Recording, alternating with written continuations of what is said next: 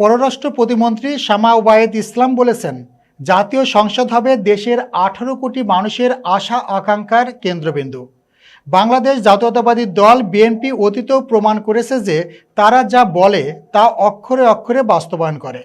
ছাত্র জনতার বিপ্লবের আকাঙ্ক্ষা বা জুলাই সনদ এই বিএনপির হাত ধরেই বাংলাদেশের মাটিতে পূর্ণাঙ্গভাবে বাস্তবায়িত হবে।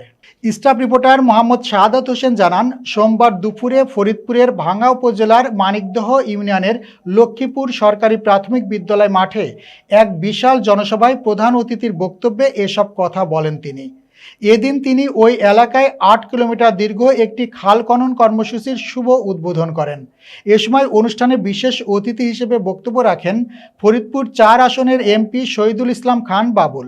এছাড়াও জেলা প্রশাসক মোহাম্মদ কামরুল হাসান মোল্লার সভাপতিত্বে ও উপজেলা সহকারী ভূমি কমিশনার মোহাম্মদ সাদরুল আলমের সঞ্চালনায় সভায় অন্যান্যদের মধ্যে বক্তব্য রাখেন জেলা পুলিশ সুপার নজরুল ইসলাম, জেলা বিএনপির সভাপতি সৈয়দ মোদারেস আলী ঈসা, ভাঙ্গা উপজেলা বিএনপির সাধারণ সম্পাদক আইব আলী মোল্লা, উপজেলা নির্বাহী কর্মকর্তা মোহাম্মদ আবদুল্লাহ আবু জাহের সহ অন্যান্যরা।